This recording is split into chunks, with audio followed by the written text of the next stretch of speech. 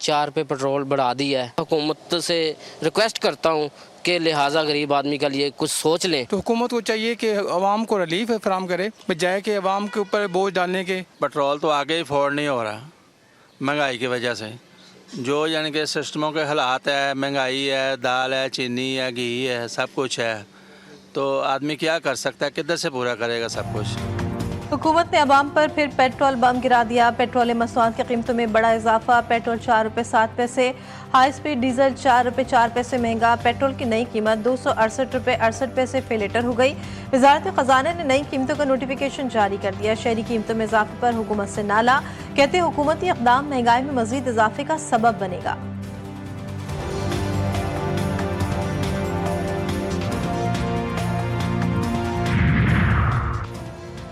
Petroleum मसनूआत की कीमतों में इजाफा। गुड्स ट्रांसपोर्टर्स ने किराए बढ़ा दिए। 3% इजाफे का ऐलान। जल्द बड़े फैसले की धमकी भी दे दी। मलिक शहजाद अवान का कहना है कि डीजल पेट्रोल की कीमतों में इजाफा नाकाबिल कबूल है। किराए बढ़ा देना मसले का हल नहीं। महंगाई का बोझ आखिर में अवाम के कांधों पर आता है। हुकूमत ने मुल्क भर की तमाम इंडस्ट्रीज तबाही कर दी हैं।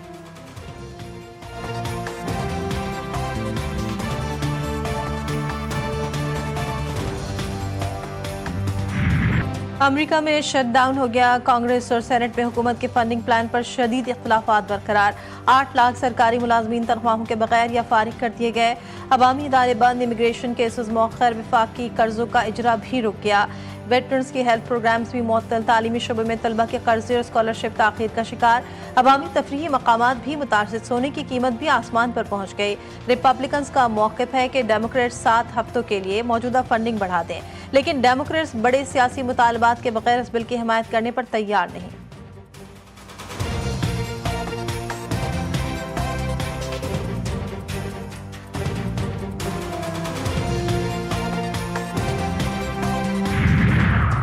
गजा से इसराइली अफवाज के इनखिला के मामले पर वजाहत और मजीद बातचीत की जरूरत है। कतर का बड़ा बयान। अमरीकी मंसूबे पर तहफ़्फ़ुज़ात का इजहार।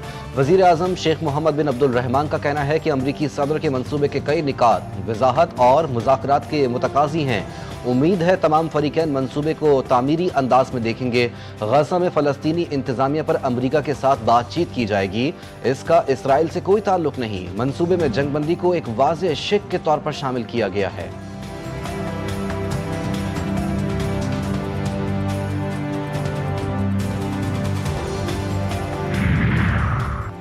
अमरीकी सदर का हमास को मुआहिदा कबूल करने के लिए 4 दिन के अल्टीमेटम। कहते हैं हमास के पास अमन तजावीज़ का जवाब देने के लिए 3 से 4 दिन है। तजावीज़ मंजूर ना की तो बहुत अफसोसनाक अंजाम होगा।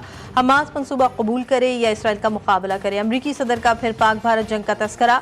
बोले पाकिस्तान ने भारत के साथ तैयारे गिराए। फील्ड मार्शल ने कहा ट्रंप ने लाखों जिंदगियां बचाई हैं। फील्ड मार्शल आसिम मुनीर का मेरी तारीफ करना किसी एजाज से कम नहीं।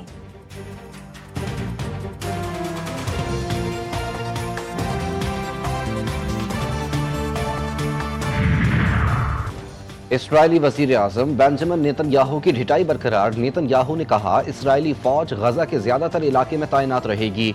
इसराइल फलस्तीनी रियासत के क़याम का सख्ती से मुखालिफ है। अमरीकी सदर ट्रंप के साथ तय पाने वाले मंसूबे के तहत IDF अपनी मौजूदगी बरकरार रखेगी।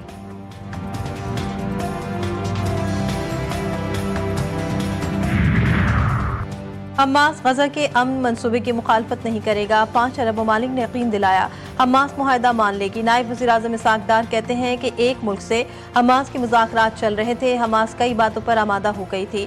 8 ममालिक में शामिल इस मुल्क ने यकीन दिलाया कि हमास मुआहिदा ख़राब नहीं करेगी। फ़लस्तीनी अथॉरिटी ने भी अमन मुआहिदे का खैर मकदम किया है।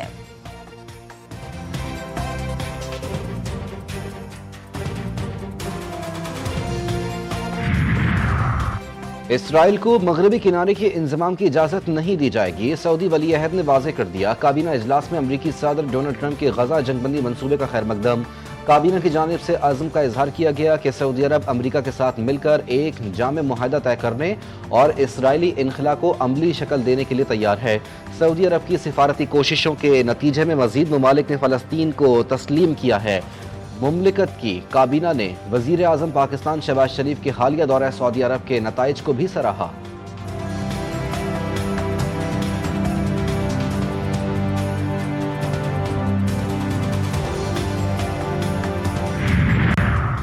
सऊदी अरब के वली अहद मोहम्मद बिन सलमान ने वज़ीर-ए-आज़म शहबाज शरीफ के दौरे पाकिस्तान की दावत कबूल कर ली। ज़राए वज़ारत ख़ारजा के मुताबिक सऊदी वली अहद मोहम्मद बिन सलमान 31 दिसंबर से पहले पाकिस्तान का दौरा करेंगे। वली अहद के दौरे के दौरान दोनों ममालिक में अहम मुआहदे मुतवक्के हैं।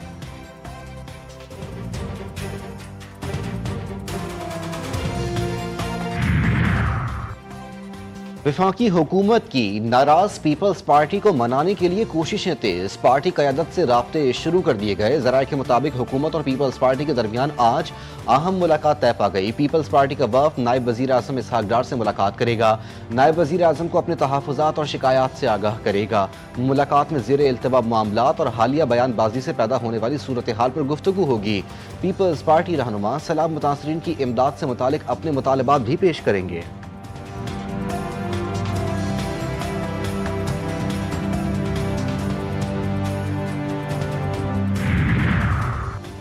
FBR को 3 माह में 198 अरब रुपए शॉर्टफॉल का सामना। जुलाई ता सितंबर हदफ 3000 अरब, वसूली 2802 अरब रही। इनकम टैक्स गोशुबारे जमा करवाने की आखिरी तारीख में तोसी। रिटर्न्स फाइल करने की नई डेडलाइन 15 अक्टूबर मुकर्रर।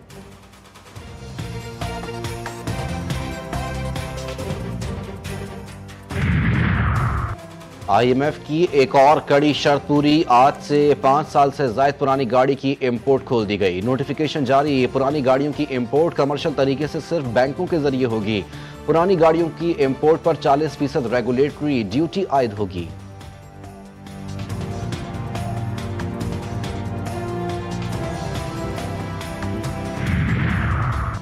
खैबर पख्तूनख्वा काबीना से फैसल तरकई और आकिबुल्ला का इस्तीफा। सूबे की सियासत में हलचल। ज़राए के मुताबिक वज़ीर आला अली अमीन गंडापुर और असद कैसर शराम तरकई के दरमियान इख्तलाफात काफ़ी अरसे से जारी थे, जो स्वाबी जलसे के बाद मज़ीद शिद्दत इख्तियार कर गए। वज़रा को खदशा था कि वज़ीर आला ने बानी PTI को उनके खिलाफ शिकायत की है। वज़ीर आला उन पर नाराज़ थे कि वो एहतजाजी तहरीक में उनका साथ नहीं दे रहे।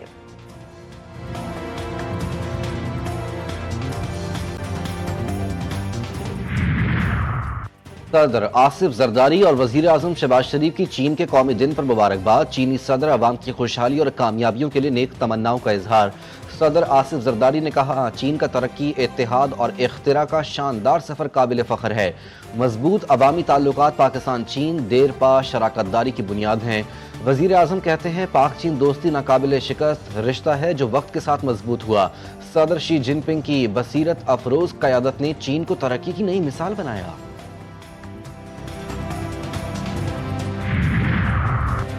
रावलपिंडी में कत्ल की लर्ज़खेज़ वारदात। थाना रबात के हदूद में मुलजिम ने घरेलू झगड़े पर 3 साला बेटे और भाई को कत्ल कर दिया।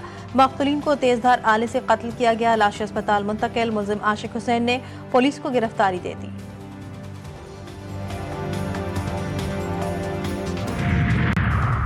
कराची के इलाके मलीर में जमीन एक बार फिर लरज़ उठी। 3.2 शिद्दत का जलजला, गहराई 10 किलोमीटर थी।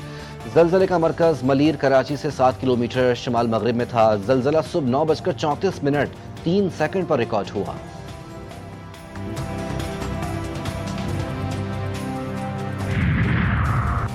गर्मी और हब्स के बाद सिंध के मुख्तलिफ इलाकों में बादलों की धुआंधार इनिंग्स। गर्मी का जोर टूट गया। हैदराबाद, मीरपुर खास, सकरन, टंडोला यार, मिठियारी और नवाबशाह समेत कई अजला में मूसलाधार बारिश। मामूलात जिंदगी दरहम भरम।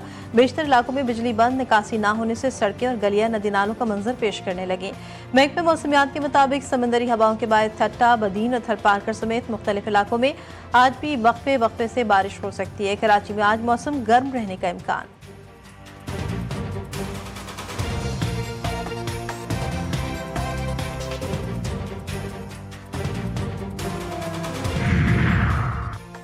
गजा के काहत ज़दा लोगों के लिए इंसानी इमदाद पहुंचाने का अज़्म। ग्लोबल फ्लोटीला गजा के करीब पहुंच गया। इसराइल की जानिब से फ्लोटीला पर हमले का खतरा बढ़ गया।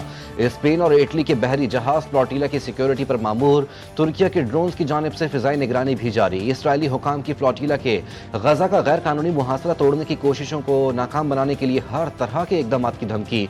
मुंतज़मीन के मुताबिक इसराइली बहरी फोर्सेज ने फ्लोटीला काफिले में आगे मौजूद जहाज़ों के गिर्द चक्कर लगाना शुरू कर दिए। फ्लोटीला का मवासलाती निज़ाम भी जैम कर दिया गया।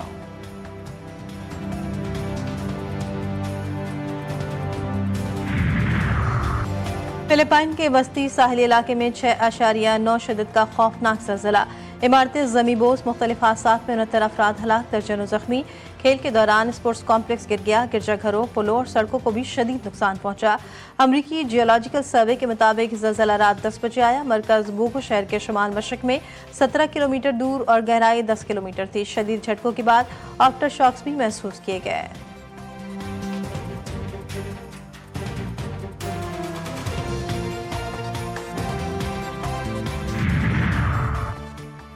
जनूब मशरकी एशिया में तूफान बोलवाई ने तबाही मचा दी। वियतनाम, थाईलैंड और फिलिपाइन में हलाकतों की तादाद 30 से तजावुज कर गई। वियतनाम में 19 अफराद जान से गए, घर तबाह, हर तरफ पानी ही पानी।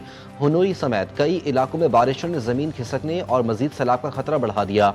फिलिपाइन में 11 और थाईलैंड में 4 अफराद हलाक, 17 सूबे ज़ेरे आब।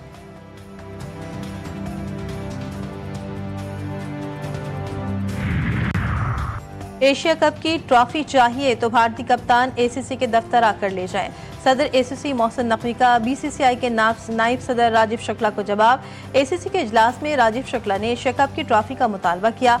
मोहसिन नकवी ने कहा, ट्रॉफी एजेंडे में शामिल नहीं। एसीसी इजलास में भी भारत को एशिया कप की ट्रॉफी देने के हवाले से कोई फैसला न हो सका।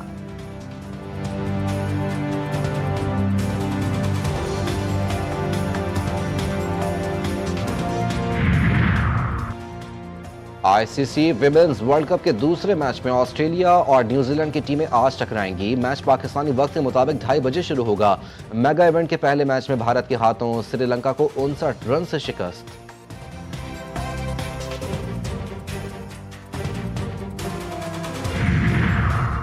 पाकिस्तान क्रिकेट बोर्ड ने कायद-ए-आज़म ट्रॉफी के शेड्यूल का ऐलान कर दिया। मुल्क का सबसे बड़ा डोमेस्टिक इवेंट 6 अक्टूबर से शुरू होगा। मैचेस पेशावर, इस्लामाबाद, रावलपिंडी और एबटाबाद में खेले जाएंगे। 4 रोज़ा फर्स्ट क्लास टूर्नामेंट में 10 रीजनल टीमें शरीक।